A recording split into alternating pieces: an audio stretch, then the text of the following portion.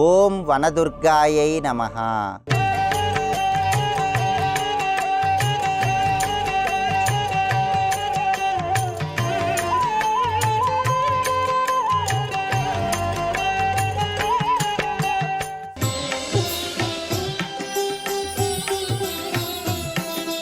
పురాణ గ్రంథాలు, వేదాలు అన్నీ కూడా ప్రకృతిని అమ్మవారి స్వరూపంగా వర్ణించాయి.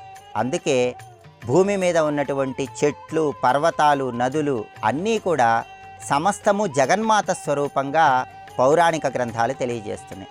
ప్రకృతి సస్యశ్యామలంగా ఉంటేనే అందరూ జీవన గమనాన్ని కొనసాగించగలుగుతారు. ఆధునిక కాలంలో చెట్లు ఎక్కువగా నరకటం వల్ల కాలుష్యం పెరిగిపోతోంది, ప్రకృతి పరిరక్షణ తగ్గిపోతోంది.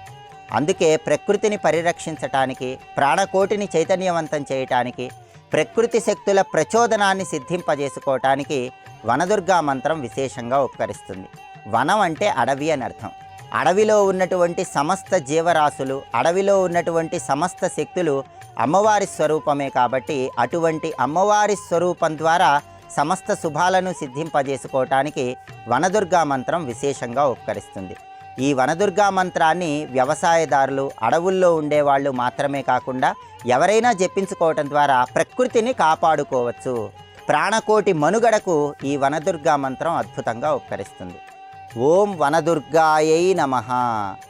ఈ మంత్రం వెనుక ఉన్నటువంటి పౌరాణిక నేపథ్యాన్ని పరిశీలించినట్లయితే, పౌరాణిక గ్రంథాల ప్రకారం ఋషులందరూ కూడా వనాలలో, అడవుల్లో యజ్ఞ యాగాదులు చేస్తున్నప్పుడు అనేక దుష్ట శక్తులు, రాక్షస శక్తులు యజ్ఞయాగాదులకి విఘాతాలు కలిగిస్తున్నటువంటి తరుణంలో యజ్ఞాలను రక్షించటానికి, హోమాలను రక్షించటానికి సాక్షాత్తు అమ్మవారు దుర్గాదేవి వనదుర్గ రూపంలో ఆవిర్భవించి రాక్షస శక్తులను, దుష్ట శక్తులను తరిమి కొట్టి వాటిని సమూలంగా నాశనం చేసింది. ఋషులు యజ్ఞయాగాదులు చాలా సులభంగా, ఎటువంటి ఆటంకాలు లేకుండా నిర్వహించుకోవటానికి జగన్మాత వనదుర్గా రూపంలో అద్భుతంగా సహకరించింది.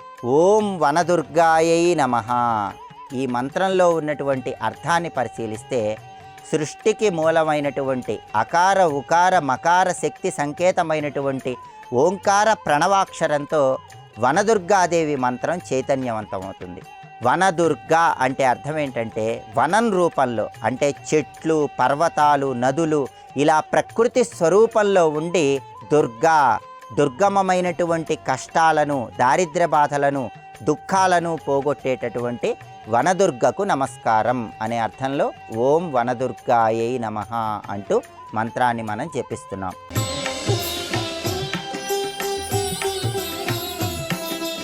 ఓం వనదుర్గాయై నమః. ఈ మంత్రాన్ని మనం స్మరించుకోవటం ద్వారా వనదుర్గ రూపంలో ఉన్నటువంటి అమ్మవారి అనుగ్రహం కలిగి ప్రకృతి సస్యశ్యామలమవుతుంది. ప్రకృతిలో ఉన్న చైతన్య శక్తిని మనం సిద్ధింపజేసుకొని ప్రకృతిని కాపాడుకొని ప్రాణకోటి మనుగడకు ఇది విశేషంగా సహకరించడానికి కూడా ఈ మంత్రం అద్భుతంగా ఉపకరిస్తుంది.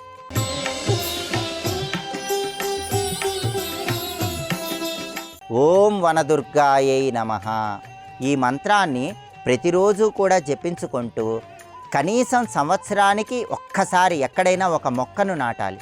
ఆ మొక్కకు నీళ్లు పోసి ఆ మొక్కను పరిరక్షణ చేయాలి. దాని ద్వారా ప్రకృతిని కాపాడటానికి మనవంతు సహాయం చేయాలి. అలా చేయటం ద్వారా వనదుర్గాదేవి సంపూర్ణమైన అనుగ్రహానికి ప్రతి ఒక్కరూ సులభంగా పాత్రలు కావచ్చు.